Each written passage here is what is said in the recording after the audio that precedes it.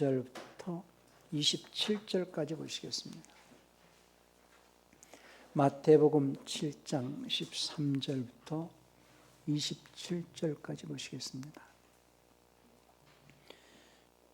좁은 문으로 들어가라. 멸망으로 인도하는 문은 크고 그 길이 넓어 그리로 들어가는 자가 많고 생명으로 인도하는 문은 좁고 길이 협착하여 찾아내는 사람이 적음이니라. 거짓 선지자들을 삼가라. 양의 옷을 입고 너에게 나오나 속에는 노략질하는 일이라. 그의 열매로 그들을 알지니 가시나무에서 포도를 또는 엉겅퀴에서 무화과를 따겠느냐. 이와 같이 좋은 나무마다 좋은 열매를 맺고 못된 나무가 나쁜 열매를 맺나니 좋은 나무가 나쁜 열매를 맺을 수 없고 못된 나무가 아름다운 열매를 맺을 수 없느니라. 아름다운 열매를 맺지 아니하는 나무마다 찍혀 불에 던지우느니라. 이러므로 그의 열매로 그들을 알리라. 나더러 주여 주여 하는 자마다 천국에 다 들어갈 것이 아니요 다만 하늘에 계신 내 아버지의 뜻대로 행하는 자라야 들어가리라. 그날에 많은 사람이 나더러 이르되 주여 주여 우리가 주의 이름으로 선지자 노릇하며 주의 이름으로 귀신을 쫓아내며 주의 이름으로 많은 권능을 행치 아니하였나이까 하리니 그때에 내가 저에게 밝히 말하되 내가 너희를 도무지 알지 못하니 불법을 행하는 자들아 내게서 떠나가라 하리라. 그러므로 누구든지 나 이 말을 듣고 행하는 자는 그 집을 반석 위에 지은 지혜로운 사람 같으리니 비가 내리고 창수가 나고 바람이 불어 그 집에 부딪히되 무너지지 아니하나니 이는 주철을 반석 위에 세운 놓은 연고요. 나의 말을 듣고 행치 아니하는 자는 그 집을 모래 위에 지은 어리석은 사람 같으리니 비가 내리고 창수가 나고 바람이 불어 그 집에 부딪힘에 무너져 그 무너짐이 심하니라. 아멘. 오늘 설교 제목은 천국에 들어갈 구원의 커트라인은 말씀입니다. 그런데 그 말씀은 절대평가를 하는 말씀이다 라는 주제로 말씀을 드립니다. 하나님은 구원의 하나님이십니다. 시편 기자의 고백이나 또 하박국 선지자가 하는 말은 하박국 3장 18절에서 나는 여호와로 말미암아 즐거워하며 나의 구원의 하나님으로 말미암아 기뻐하리로다 그랬는데요. 우리는 하나님께서 우리를 구원하시고 구원받은 자들에게 영생 얻을 수 있도록 오늘도 우리를 불러주신 것에 감사하고 기뻐할 수 있기를 바랍니다. 구원의 하나님께서 예수님을 세상에 보내셔서 모든 인류를 위해서 십자가에서 죽으심으로 모든 인류는 죄에서 또는 마귀로부터 구원을 받았다라는 사실을 전하는 것이 기쁜 소식이고 복음이거든요.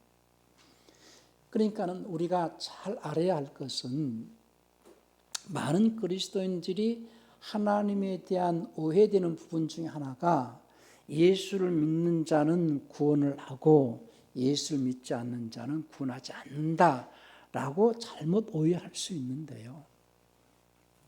구원이라는 개념은 먼저는 마귀로부터 구원이고 다른 표현으로는 죽은 자를 살렸다는 표현이거든요.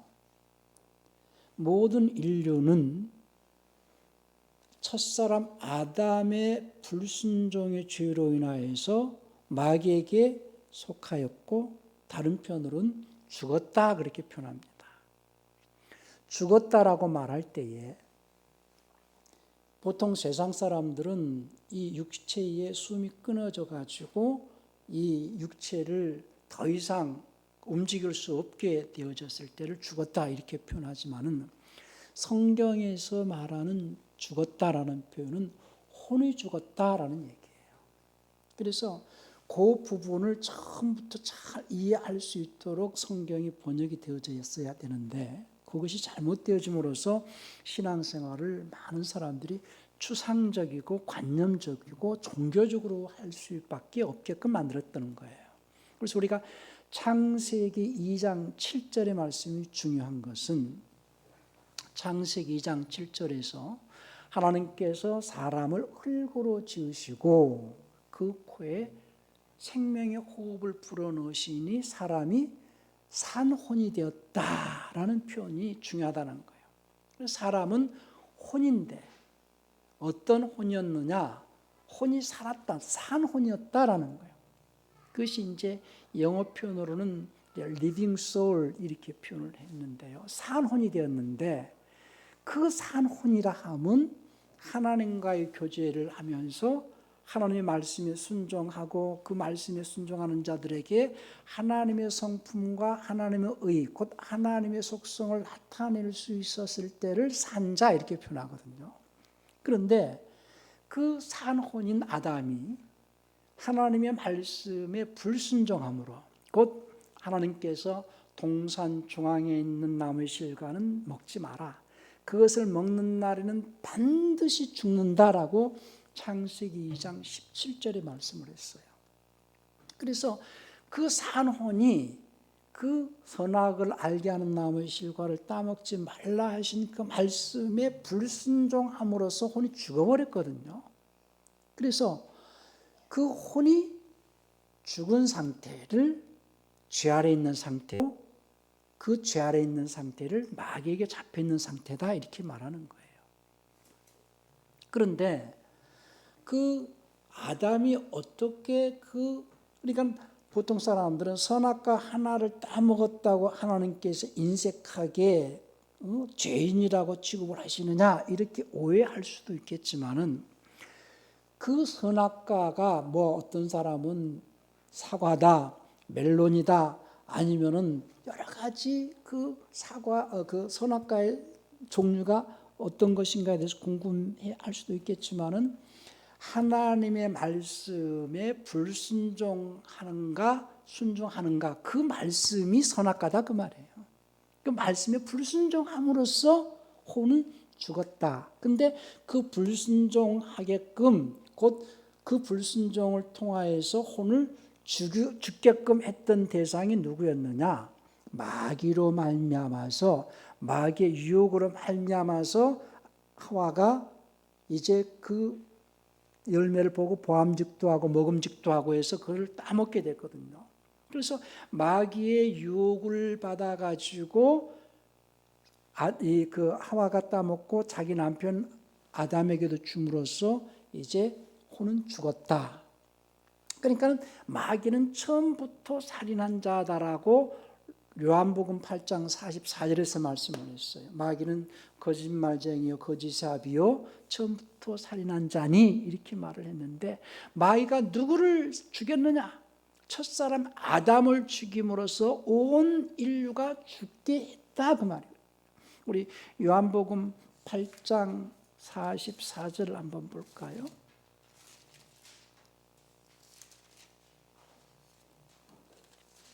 (8장 44절에서) 너희는 너희 아비 마귀에게서 났으니 너희 아비의 욕심을 너희도 행하고자 하느니라. 저는 처음부터 살인한 자요 진리가 그 속에 없으므로 진리에 서지 못하고 거짓을 말할 때마다 제 것으로 말하는 이는 저가 거짓말장이요 거짓의 아비가 되었음이니라. 그러니까 처음부터 살인한 자다라고 말씀을 했는데 마귀가 처음에 누구를 죽였느냐? 아담을 죽였다. 그러니까 아담을 어떻게 죽였느냐? 유혹을 해서 선악과를 따먹게 함으로써 하나님 말씀에 불순종하게 해서 혼이 죽게 만들었다 그 말이거든요. 자, 우리 창세기를 한번 볼까요? 창세기 2장 7절에서는 여호와 하나님이 흙으로 사람을 지으시고 생기를 그 코에 불어넣으시니 사람이 산혼이 되었다 이렇게 표현해 줘야 된 것을 개역이나 개역개정이 생명으로 바꿔놨기 때문에 성경을 첫 단추부터 잘못 끼게 해서 구원 문제를 막아버리려고 했다는 것이 어떤 증거가 되는 부분 중에 하나거든요. 그래서 그 혼을 보통 히브리어로는 혼을 네페시라고 해요. 그런데 그 혼이 산혼을 갖다가 아이 네페시 이렇게 말하거든요. 그 혼이 처음에는 살았는데 산혼이었는데 죽었다는 거예요. 언제 죽었느냐? 자, 17절을 보세요. 선악을 알게 하는 나무의 실과는 먹지 말라. 내가 먹는 날에는 반드시 죽는다. 정령 죽으리라 했을 때에 그것을 따먹고 아담이 죽었거든요. 뭐가 죽었느냐? 혼이 죽었어요. 그 혼이 죽은 상태가 이제 어떤 상태가 죽은 상태냐면은 마귀의 속성과 성품을 나타내게 되어진 상태. 그러니까 마귀의 속성을 품게 되어지고 그 마귀의 속성이 이제 겉으로 나타냄으로써 이제 자범죄가 나오는 것이 그 가인 때부터거든요. 그래서 하나님께서 아벨과 가인의 그 제사를 받으실 때에 가인의 제사를 받지 않고 아벨의 제사를 받으니까 가인이 이제 그 죄의 속성을 나타내는 것이 얼굴의 안색이 이제 변해지고 그리고 분노하고 그리고 결국은 동생을 죽이지요. 그러니까 그때 서서히 마치 이 뿌리가 있으니까 뿌리로부터 서서히 싹이 나오고 그리고 꽃이 피고 열매가 맺어지듯이 아담이 죽은 상태가 뿌리라면은 그것이 드러나는 상태가 이제 가인의 때부터 그 죄가 드러나게 됐거든요. 그 죄의 속성, 마귀의 속성이 드러나게 되어진 상태를 혼이 죽었다 이렇게 표현하는 거죠. 그래서 그 혼을 죽게 된 최초의 살인자가 마귀였고 마귀는 처음부터 살인한 자다 이렇게 말하는 것인데 예수님께서 오신 것은 그 죽은 혼들을 살리러 오셨다라는 얘기예요. 그래서 예수님의 십자가 사건은 모든 혼들, 곧 인류가 죽은 인류를 살리기 위하여서 십자가에서 대신 죽으신 거거든요. 그래서 우리 혼을 살리셨다. 그래서 에베소 2장 1절에서 하신 말씀이 죽었던 죄와 허물로 죽었던 너희를 살렸다 이렇게 말하는 것은 그 혼을 살렸다라는 거거든요. 그러니까는 하나님께서 요한복음 3장 16절에서 하나님의 세상을 이처럼 사랑하사 독생자를 주셨으니 이는 저를 믿는 자마다 멸망치 않고 영생을 얻게 하려 하십니다 라고 말씀하신 것은 해석을 잘 해야 될 것이 하나님께서 어떤 특정한 사람만을 사랑하신 것이 아니라 온 인류를 사랑하셨다라는 거예요. 온 인류를 사랑하시는 하나님의 사랑은 어떤 조건부적인 사랑이 아니고 무조건적인, 조건이 없는 아가페적인 사랑이거든요. 보통 사랑을 필레오 사랑이나 에로스의 사랑이나 그런데 하나님의 사랑은 이 아가페 사랑, 조건이 없는 사랑. 그래서 아무 조건을 제시하지 아니하고 인류를 조건 없이 사랑하신 사랑의 표현으로 독생자를 십자가에서 죽게 함으로써 온 인류는 산자가 되었다라는 거예요. 그러니까 많은 사람들이 예수 믿으면 구원받는다 이렇게 표현하는 것보다도 이미 하나님께서는 조건 없는 사랑으로서 독생자 예수를 보내심으로써 온 인류를 살려놓으셨습니다. 그러니 그 사실을 믿으세요. 이렇게 말하는 것이 맞다는 거예요. 예수님을 안 믿는 자들이 기분 나쁘게 생각하는 것은 어떤 표현 때문에 기분 나빠하느냐 하면은 멀쩡한 사람 예수 안 믿는다고 지옥 보내는데 그게 무슨 사랑이냐 이렇게 말한다는 거예요. 그러니까 멀쩡한 사람을 그들이 생각할 때는 멀쩡한 사람을 예수 안 믿어 지옥 보내고 그리고 예수 믿으면 천국 보내고 이렇게 생각을 하게끔 말하는 것이 예수 믿고 천국 가세요 이 표현이거든요. 그런데 예수님께서 아무 조건 없이 온 인류를 살리셨다라는 사실을 믿으세요. 그러니까는 조건 없는 사랑을 베푸신 하나님의 사랑을 받아들이시고 이제 그 사실을 믿으세요 하고 믿는 그들, 예수님이 우리를 살리셨다라는 사실을 믿는 자들을 하나님께서는 부르시지요. 그래서 이제 하나님께 부름받고 나온 자들이 교인들이거든요. 하나님께 부름받고 나왔어요, 우리는. 그러나 부름받고 나온 자들을 왜 부르시느냐? 산자가 되었으니 산자들에게 지속적으로 살아갈 수 있게 하시려고 생명의 말씀을 값없이 주시려고 부르신다는 거예요. 그러니까 산자, 보세요. 예수를 믿든 예수를 믿지 않든 하나님께서는 조건 없이 사랑을 베푸셔가지고 온 인류를 살려놓으시고 산자인 것을 믿는 자들을 하나님께서는 부르셨는데 그 부르심에 부름받고 나온 무리를 교회라 한다. 왜 부르시느냐? 부르신 목적은 산자이기 때문에 지속적으로 생계 문제, 곧 지속적인 삶을, 영생의 삶을 유지하게 하려고 영생의 말씀을 값없이 주시려고 부르셨다라는 거예요. 영생의 말씀을 값없이 주시려고. 그렇다 계시록에서는 생명수를 값없이 주신다는 거죠. 그래서 그 생명의 말씀을 값없이 주시려고 부름받았고 나온 우리들이 오늘도 우리는 생명의 말씀을 마음으로 받아가지고 그 말씀을 깨닫고 그 말씀을 쫓아 행하려고, 그래서 그 말씀을 쫓아 행하는 자 속에서 성령께서 생명을 공급해 주심으로써 이제 그 삶이 하나님의 사람으로서 변화해져 가는 삶을 통하여서 영생에 이르게 하시려는 목적이 있다는 거예요. 그러니까 그 순서를 잘 이해를 하셔야 됩니다. 그러나 많은 사람들이 부름을 받았어요. 그러나 부름받은 자는 많으나 우리 이제 GDM 번역에서는 참으로 그 부름받은 자는 참으로 많다 이런 표현을 썼거든요. 참으로 많다.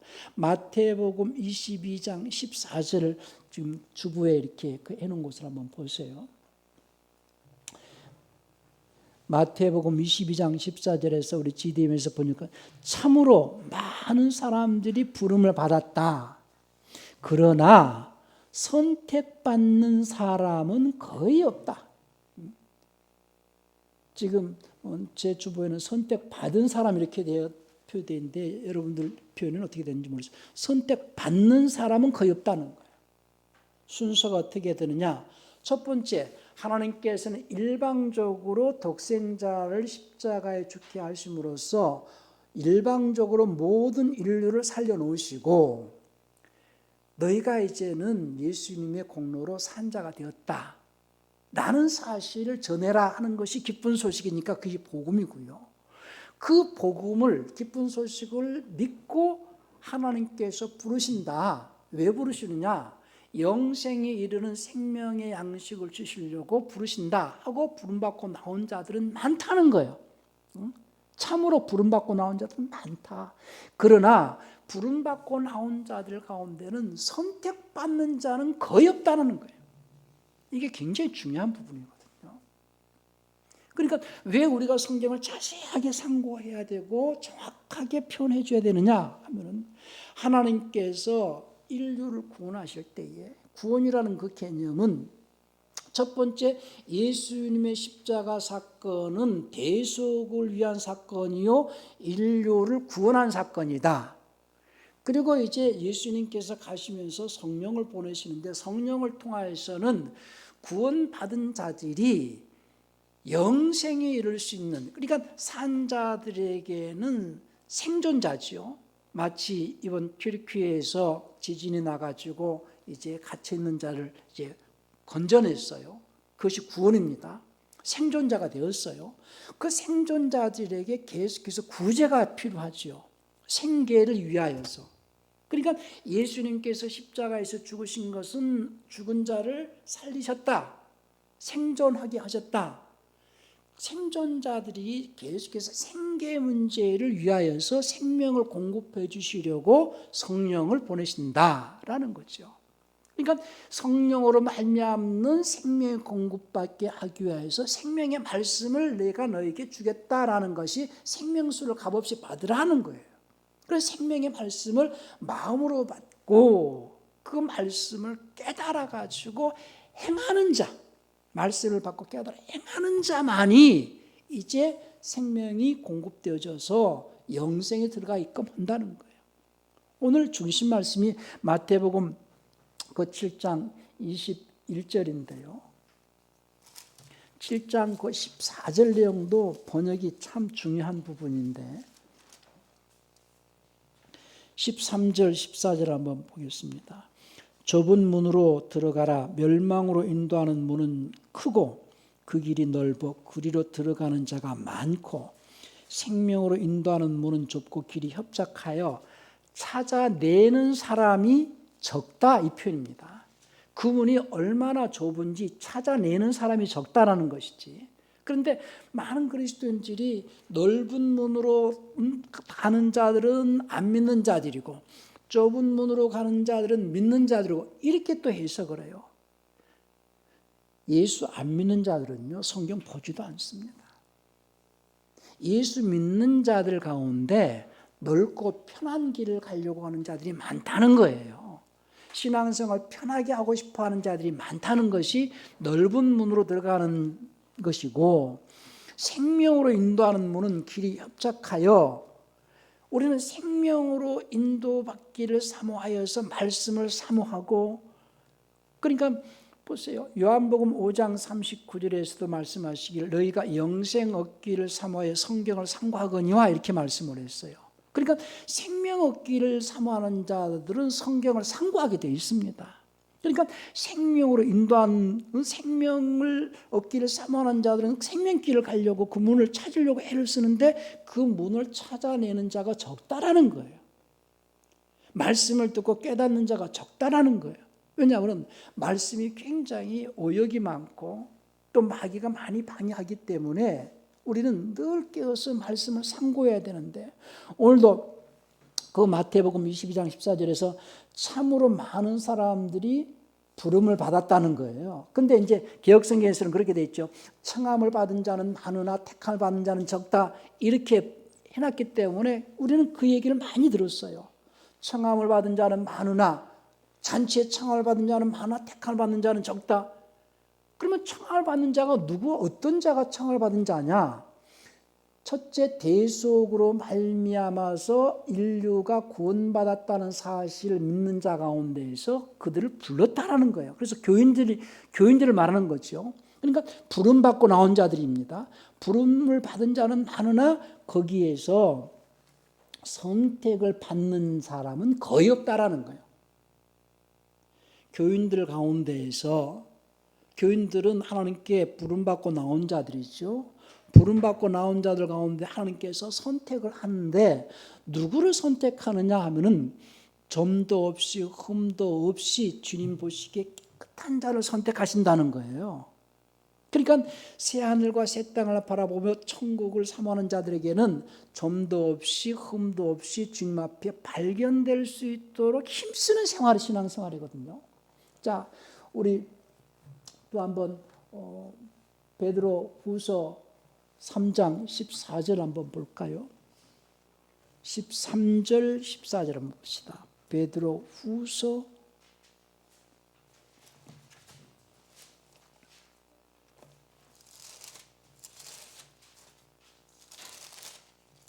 3장 13절 14절 봅시다.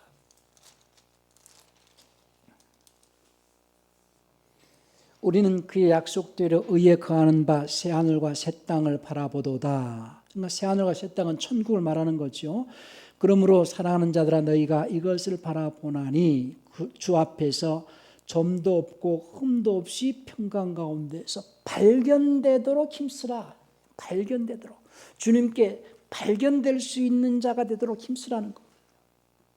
그러니까 신앙생활은 우리가 주님 앞에 서는 날 주님께서 우리를 점도 없는 자로 흠도 없는 자로 딱 발견되어질 수 있도록 육체가 있는 동안에 준비하는 생활이 신앙생활이거든요.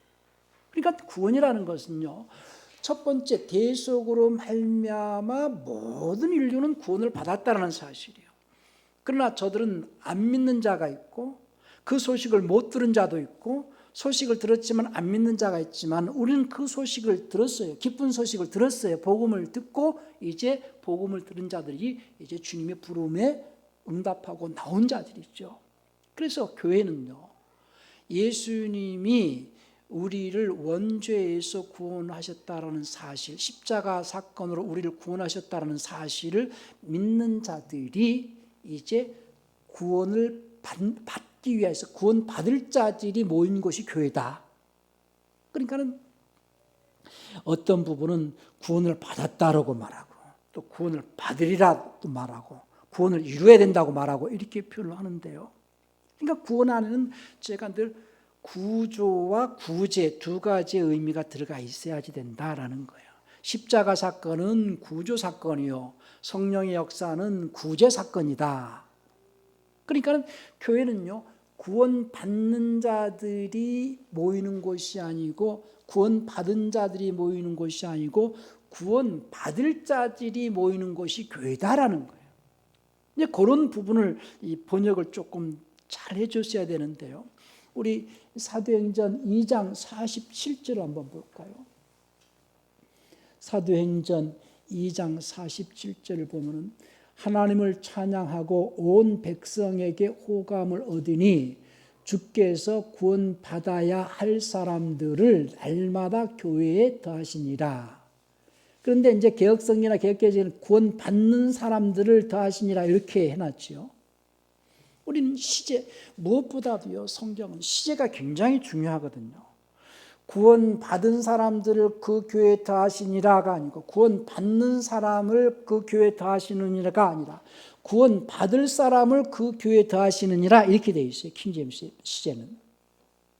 원래 시제는 구원받아야 할 사람들을 날마다 교회에 더하시더라 이런 시제입니다.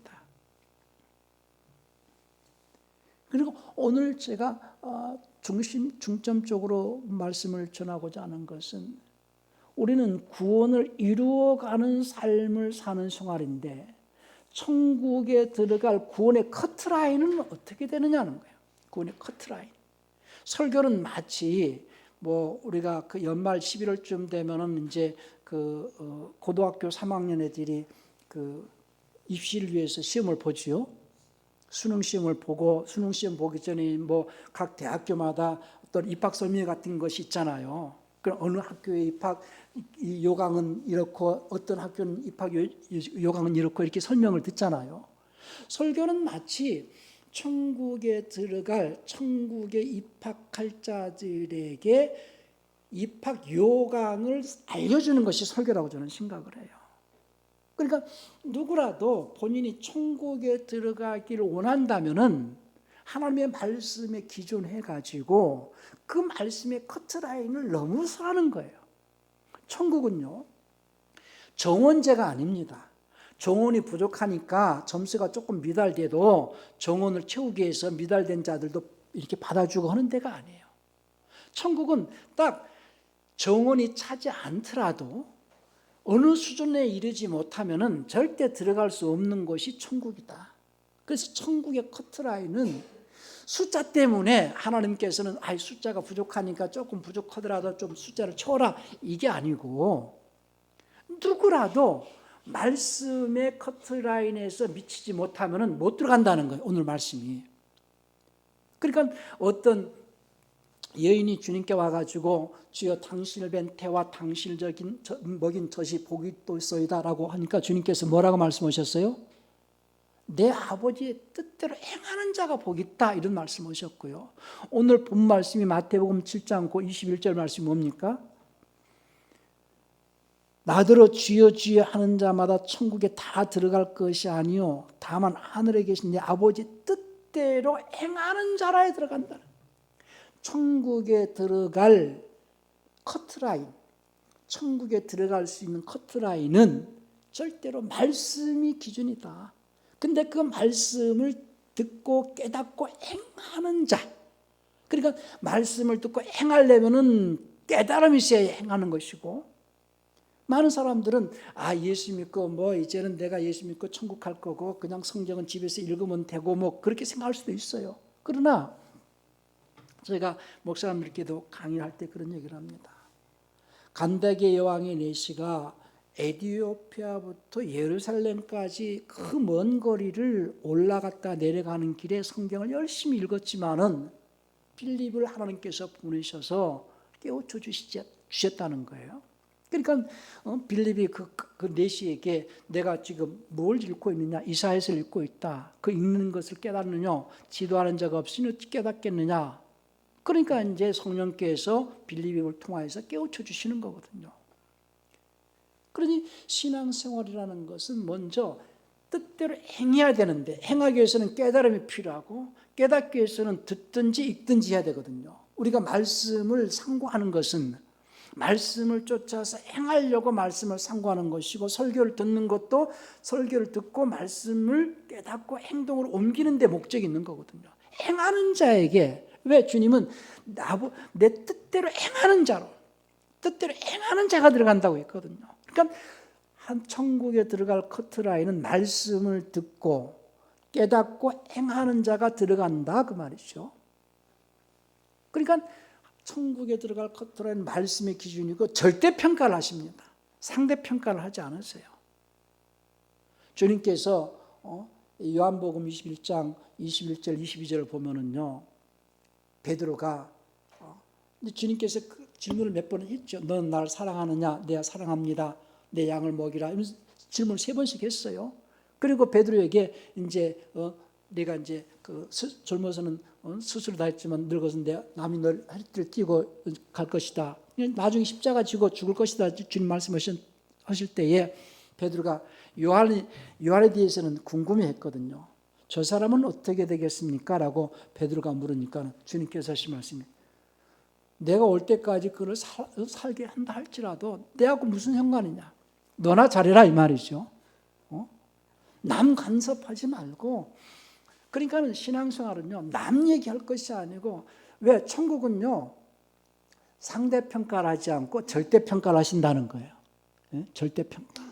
그래서 항상 우리는 말씀을 듣고 깨닫고 내가 그 말씀의 그 기준에 이르기 위해서 그 말씀의 커트라인을 넘기 위해서 자기를 다듬고 훈련하는 생활이에요. 그래서 우리는 경주하는 자와 같다라는 표현을 썼거든요.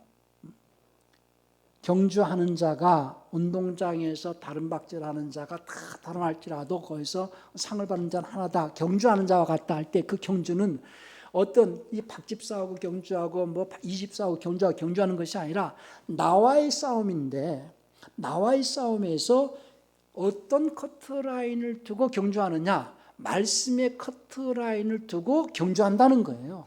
내가 그 말씀의 수준에 이르기 위해서 힘쓴다는 거예요. 그게 경주거든요. 그러니까 남이야 어떠하든 나 자신이 그 말씀의 커트라인을 넘기 위해서 성령의 그 열매를 맺어가기 위해서 사랑과 희락과 화평과 오래 참과 자비 양성과 온유와 절제와 충성과 이런 사랑의 속성과 성품 하나님의 의를 나타낼 수 있는 수준에 이르기 위해서 끊임없이 경주하는 자가 되셔야 됩니다. 성경은요 그것을 설명하기 위해서 여러 비유를 하셨어요. 그러니까 내 속성은 마귀의 속성이 있어가지고 오래 참지 못하지요. 절제하지 못하지요. 지 뜻대로 하면 성질내고 막 그러잖아요. 감정이 막 그냥 어떻게 주체를 못하잖아요. 그러나 나는 늘 내 자신과의 싸움에서 우리 아들한테도 그런 얘기를 자주 했는데요. 나를 다스리지 못하는 자는 절대 남도 다스릴 수 없다. 그러니까 첫 번째는 나를 다스리기 위해서 애쓰는 생활이 신앙생활이다. 절제와 인내와 온유와 겸손과 충성과 사랑과 오래 참는 것과 이것 때문에 내 자신과의 싸움에서 늘 괴로워하고 몸부림치고 이것 때문에 나를 훈련하는 것이다. 그러니까 이것이 내 믿음의 커트라인, 내가 천국에 들어갈 수 있는 커트라인이다. 그러니까 이런 비유로서요. 주님께서 집 짓는 비유도 하시는데 고린도전서 3장 11절에서 뭐 이렇게 쭉 보면은요. 그러니까 우리는 비유를 하실 때 그 비유를 잘 이해하실 수 있어야 됩니다. 우리 모두는 집을 짓는 자인데 그 집을 지을 때에 그 집 터는 예수 그리스도고 그 터 위에다가 어떤 자는 나무로 짓고 풀로 짓고 집으로 짓고 어떤 자는 보석과 금으로 짓고 이렇게 표현을 했어요. 그러니까 그것은 뭘 의미하느냐면 예수님을 믿든 예수님을 믿지 않든 하나님께서는 터를 닦아 놓으셨다라는 거예요. 그 터는 어떤 터냐? 보통 땅이라는 것은 이것은 임야냐 대지냐 아니면은 맹지냐 여러 가지 어떤 그 땅이 집을 지을 수 있는 땅이 있고 농사를 지어야 될 땅이 있고 있잖아요. 그러면 이 터는 무슨 터냐? 하나님의 성전을 짓는 터인데 하나님의 성전을 짓는 터라는 것을 세상 사람들은 몰라. 예수님에 대해서 들어봤지만은 예수님이 어떤 분이신가를 잘 몰라. 근데 예수님은 하나님의 성전을 짓기 위해서 십자가에 죽으시고 부활하셨다는 분인 것을 우리는 알아. 그래서 그 터가 하나님의 성전을 짓는 터예요. 그러면 그 터 위에다가 집을 짓는데 어떤 자는 그 터가 집터인지 성전이 하나님의 집을 짓는 터인지 모르는 자가 있고, 그 터가 하나님의 집을 지을 수 있는 터라는 것을 아는 자가 있고, 그 터가 하나님의 성전을 짓는 집이라는 그 터라는 걸 아는 자 가운데는 또 집을 짓는데 나무로 짓는 자도 있지만 보석으로 짓는 자가 있다는 거예요. 그러면은 보석은요, 제가 왜 주님이 이런 비유를 하셨을까? 보석으로 짓는데 우리는 전부 보석으로 지어야 되잖아요. 왜냐하면 나무로 짓고 불로 지을 때는 나중에 불로 그 공력을 시험할 때에 없어져 버리거든요. 없어지니까는 그들이 불 가운데서 얻는 구원이라고 그러니까 어떤 사람들은 그 개털모자라도 쓰고 천국 갈 수 있겠구나 이렇게 생각하지만은요, 그거는요 지옥으로 가는 구원이거든요. 그 구원은 고린도전서 3장 한번 볼까요?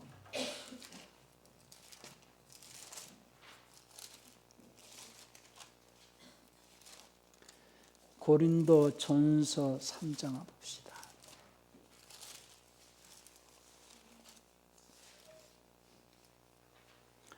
10절부터 15절까지입니다. 내게 주신 하나님의 은혜를 따라 내가 지혜로운 건축자와 같이 틀을 닦아두매 다른 이가 그 위에 세우나 그러나 각각 어떻게 그 위에 세우기를 조심할지니라. 이 닦아둔 곳 외에 능히 다른 틀을 닦아둘 자가 없으니 이 틀은 곧 예수 그리스도라. 만일 누구든지 금이나 은이나 보석이나 나무나 풀이나 집으로 이 터 위에 세우면 각각 공력이 나타날 터인데 그날이 공력을 밝히리니 인 불로 나타내고 그 불이 각 사람의 공력이었다는 것을 시험할 것입니다. 만일 누구든지 그 위에 세운 공력 그대로 있으면 보상을 받고, 이거는 상이 아닙니다. 영어 표현 리워드예요. 보상을 받고 누구든지 공력이 불타면 해를 받으리니 그러나 자기는 구원을 얻되 불 가운데서 얻은 것 같으리라. 그러니까 이 구원은 불 가운데서 얻은 구원이라는 것은 다른 표현으로는 터는 남아있다는 거예요. 터는 불 가운데서, 그러니까 집을 지었는데 나무나 풀에 지은 것은 없어지고 터는 남아있잖아요. 그 터는 쉽게 얘기해서 예수님의 대속의 은혜는 없어지지 않는다는 거예요. 예수님의 대속의 은혜는 예수를 안 믿는 자에게도 여전히 남아있는 은혜예요. 예수님을 안 믿는다고 해서 그 은혜가 없어진 게 아니에요. 그 터는 없어지지 않는다 그 말이에요. 근데 그 터 위에다가 보석으로 짓지 않고 나무로 짓는 자들의 그 공력은 없어져 버린다는 거예요. 그럼 터만 남잖아요. 그러니까 안 믿는 자들에게도 남아있는 터이기 때문에 안 믿는 자들이 받는 구원이나 똑같다 그 말이죠. 불 가운데서 없는 구원이라는 것은. 그러면 이제 보석으로 짓는다는 것은 어떻게 짓는 것인가라고 제가 나름대로 고민을 많이 했어요. 그래 열심을 냈고 정말로 귀한 것으로 막 헌신하고 짓고 그렇게 짓는 것인가 라고 생각할 수도 있었는데 그게 아니고 내 자신이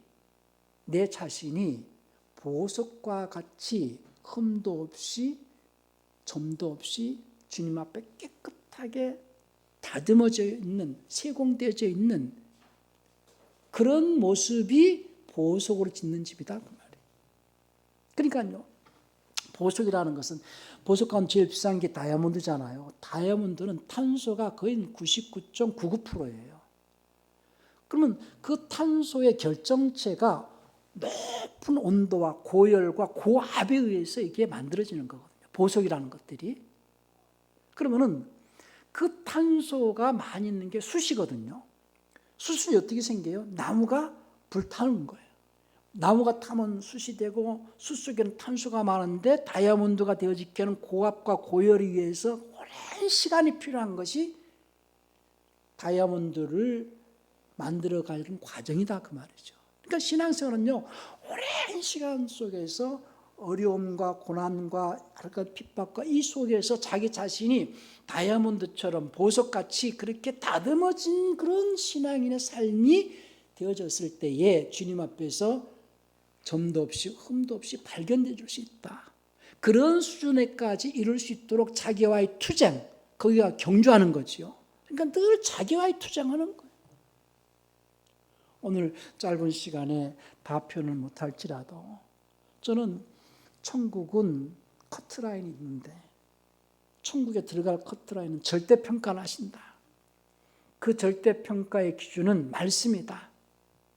그 말씀에 기초하여서 내 자신이 절제와 인내와 희생과 충성과 자기 자신이 어떤 환경과 형편에서도 흔들림이 없이 주님의 성품을 나타내고 주님의 속성을 드러낼 수 있는 하나님의 의의 삶을, 의를 나타낼 수 있는 삶을 살아내야 된다라는 것을 말씀을 드리는 겁니다. 하나님은 그러니까 누구 때문에 누구를 위해서 하는 생활이 아니에요.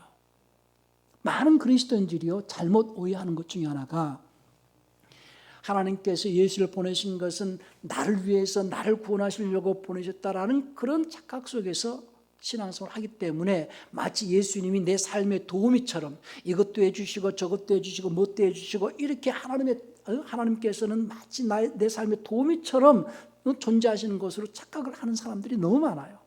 그것이 아니고요.